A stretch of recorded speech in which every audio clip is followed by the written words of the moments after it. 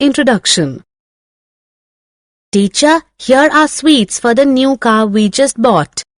Congratulations, Sanjay. Thank you for the sweets. So, you will now be traveling to school in your new car? Yes, teacher.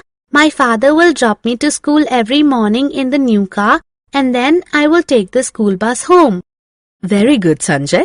We all travel every day to come to school. Some of us come by bus, some by the school bus, and some by their own cars. But have you thought about what was used by people earlier to travel from one place to another? Bullock carts and tongas. Good. Let us look at some modes of transport used in the early days. Children, in this lesson, we will learn about the various modes of transport and also about the measurement of distance along with the types of motions. Modes of transport.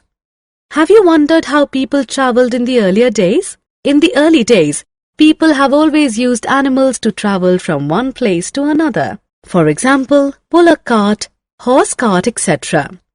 Can you imagine using a bullock cart to come to school every day now?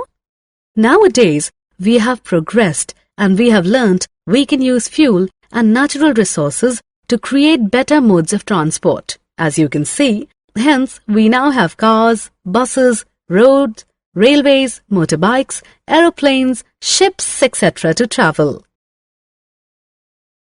Introduction to measurement. Do you know how people know how much have they travelled or how much is the length of a leg of a chair? This is done by using a term called measurement. Measurement means comparing an unknown quantity with a known quantity. The known fixed quantity is called as a unit. When you derive the results of this calculation, you get the measurement in two parts. One is a number and the other is the unit of the measurement. You can also calculate the distance of one place to another. For example, the distance from school to your house. Units of measurement. In the early days, units of measurements included the length of a foot, the distance of a step, and the width of a hand. However, these were difficult to maintain as the length of a foot would vary from person to person. To standardize the units, a metric system was put in place. This system is a standard unit of measurement, and the system of standard units of measurement used now is known as the International System of Units, or SI units. The SI unit of length is a meter. Each meter is divided into 100 equal divisions. These are called centimeters, or cm. Each centimeter has 10 equal divisions. These divisions are called millimeters, or mm. To measure distances, we use a term called kilometers, or km. Measuring length. For measuring the length of any object, we need to choose an appropriate device so as to get accurate results. For example, the measuring scale that a carpenter uses is different than the one that is used by a tailor. If these are interchanged, you can imagine the amount of confusion it will cause. Measuring length of curved line. To measure a curved line, the standard measuring tape will not be enough. You will have to use a different mechanism to arrive at the correct length of the curved line. To measure, you will use a thread along the line of the curve. You will use the thread from one end of the curved line to the other end by stretching the thread along the line. After you're done, straighten the thread and measure its length. You will know the length of the curved line accurately. Moving objects. You will notice that there are objects that move when you apply force or are moving on their own. For example, you will see honey bees flying from one flower to another. So also, you will notice that the blades of a fan move when electricity is applied. This is known as motion.